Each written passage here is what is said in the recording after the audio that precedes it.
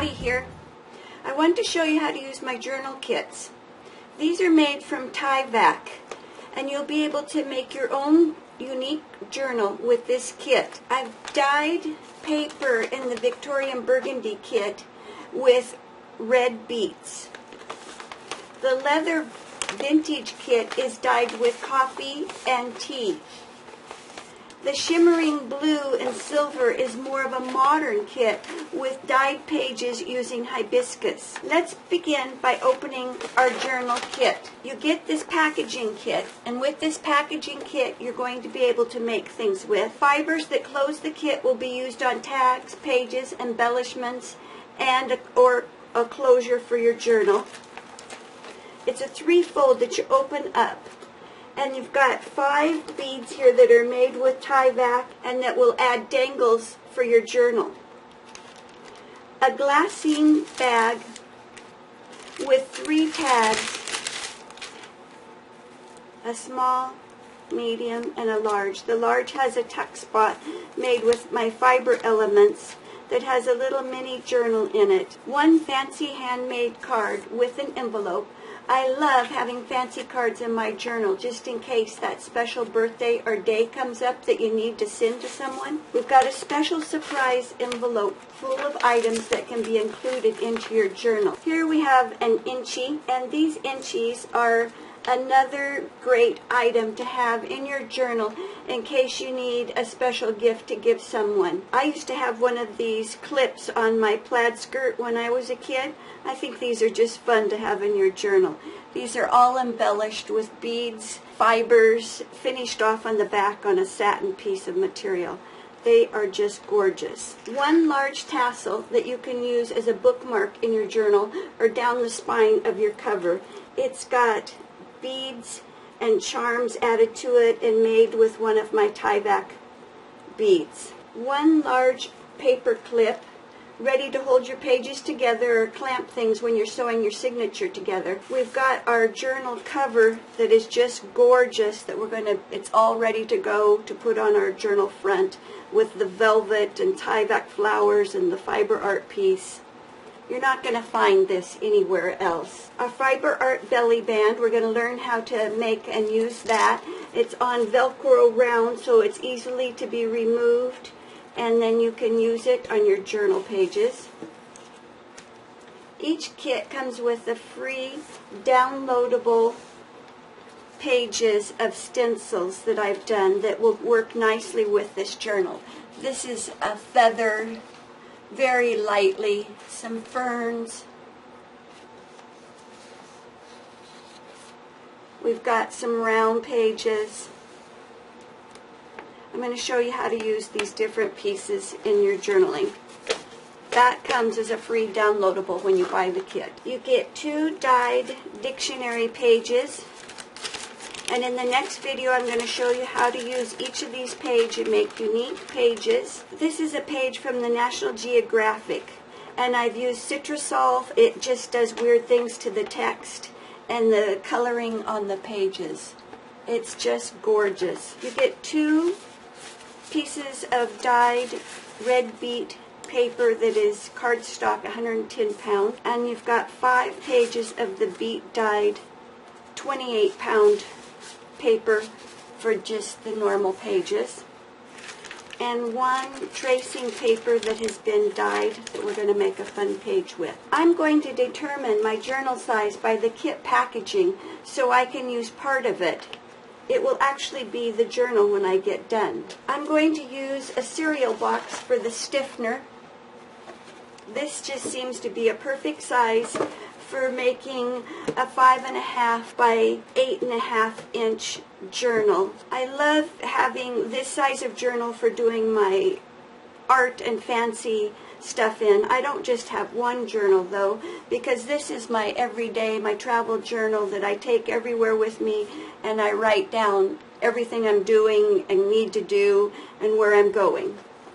But this one is more the fun sizes and gives you more space and text, and that's the size I thought I would make with this kit, but you can determine what size you want to make. So I'm going to cut this out And I'm going to cut these pockets off. Just keep me a piece this big for making my journal. And I'm going to save this one on this side. Or maybe I'll change that up. Maybe I want to keep this one because it already has the tie on it. And so I won't even have to come up with a closure. So I'll go this direction and only cut off this pocket. I'm going to save that pocket for making more flowers and beads. And so I'm going to cut it off right here. I'm going to add my stiffener and I will get back with you. You have cut the cereal box to the size of your journal you want to make.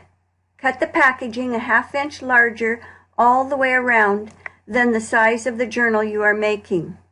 Remove the rose gold embroidery thread from the kit closure. Generally 3 times the size of your journal is plenty for sewing the signatures. Cut off diagonally around the corners of each of your journal. You're going to fold those edges up and over the cereal box or you're stiffening, gluing all the way around.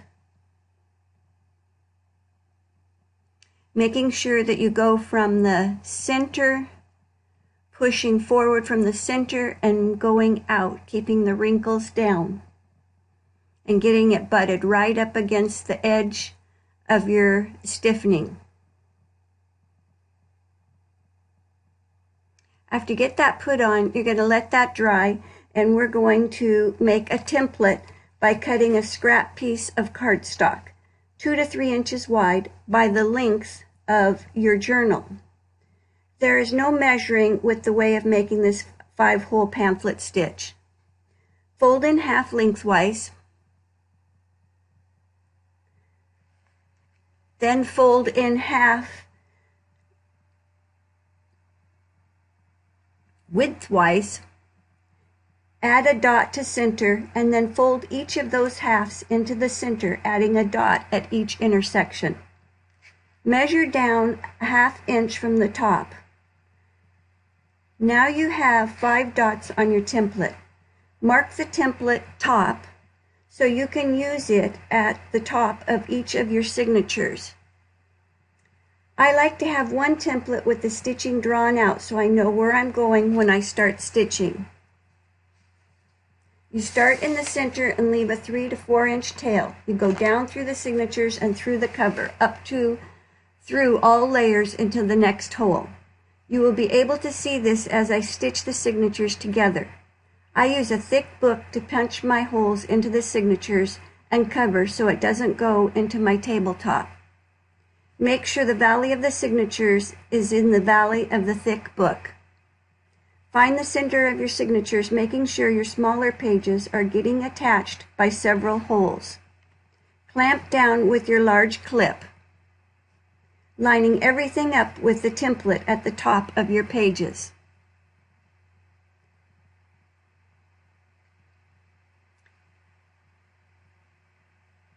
Punch the holes with an awl or large needle. I use a large needle because I don't have an awl, but I sure have that on my next buy list. Keep punching all 5 holes into both signatures. Following these steps as you do the second signature. Making sure the top of your template is at the top of each signature. Lining up all of your short pages, making sure all are facing the right direction. Nothing worse than getting it all sewn and find one page is upside down. Punch your holes into your second signature, just as you did the first one. Find the centers of your spine on your cover and draw a line. 1/8 of an inch off of this line, you're going to draw another line on both sides, so you'll have 3 lines. But you're going to line your signature and your template when you're punching your holes, not with the center line, but the 2 separate lines. Cut 3 pieces of your stencil pages of your choice to fit your journal to cover the inside. Mine are cut to 6 inches wide by 8.5 inches long with a centerpiece 2.5 to 3 inches wide by 8.5 inches long. Glue the side pieces on, lining up all the way around the edge, and then glue the centerpiece. Don't glue where the holes are punched, or else it makes it harder to put the signatures through those holes. Glue the centerpiece over the top, covering those raw edges. Add a little more glue to the edges if they aren't quite sticking up. Turn it over and re-punch the holes that you've already punched in your cover, and they will easily go into it. Lay out your template with your stitching pattern and get your first signature. Thread your needle with the embroidery thread, and let's begin by going through the center hole, leaving a 3 to 4 inch tail, making sure you go all the way through the signatures and cover.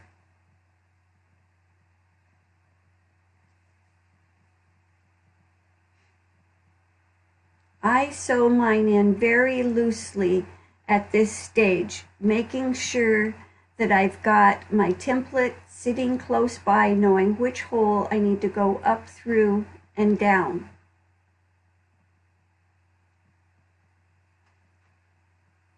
Keep flipping the journal over front and back, making sure you go up and down through each layer and hole following your template.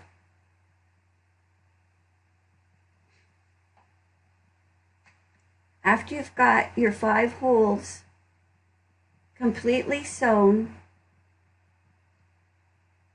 then you can re-stretch your thread and tighten it. It just makes it a little easier to have it looser at the beginning.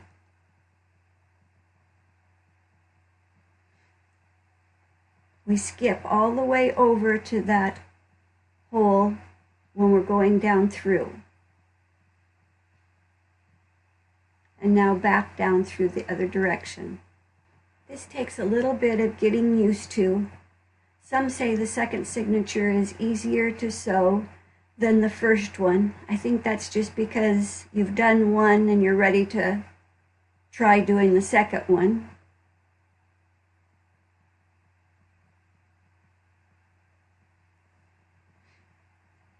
When tying the ends, put one piece of the embroidery thread on one side of the thread and one on the other side, catching the center piece between, making sure that it's tight before you tie your knot. Just keep pulling one end and then back again, and you'll be able to pull that tight. Tie a double knot. Trim off any excess. You can leave these long and add a charm or one of your Tyvek beads. Now we're wanting to go back and look and make sure your pages are secure and all are going the direction you want them. You are ready to follow the same pattern for your second signature, going through the middle hole all the way through the cover, leaving a 3 to 4 inch tail. Up and down, going all the way through all pages of your signature and cover, leaving this a little loose and tightening when you have it all stitched in.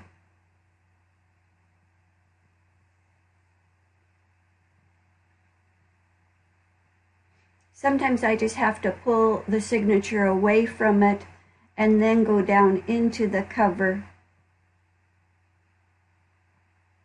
and do all my tightening at the end.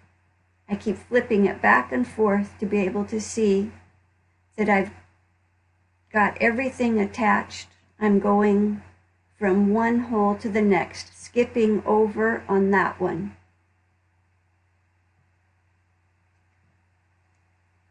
When you get done sewing your stitching up, and if it's your first one and you did not stitch it quite as straight as you would like, you can always cover that spine with one of your tassels that's provided in your kit, or you could use a piece of ribbon or some kind of mesh to go down over that and cover that all up. And also that adds a reinforcing to the stitching. Tie a double knot after you've got it all tight. At this point, you're ready to remove your clamps and go through your journal pages, making sure all pages are going the direction you want, and admire your lovely pages you created in part 2 video. We are ready to add the tie. Remove the remainder of fibers from the kit packaging. Fold where one end is shorter than the other end. Loop through the hole in the cover and pull the tail through the loop. Pull tight. Use the long tail over the cover top, and we will glue that down our cover over the fibers. Now we have a tie to close our journal. Make sure before you glue that the fibers will be a nice length for tying a slip knot or a bow. Adjust as needed. Wow, how gorgeous is that? Watch part 3 for the flip through.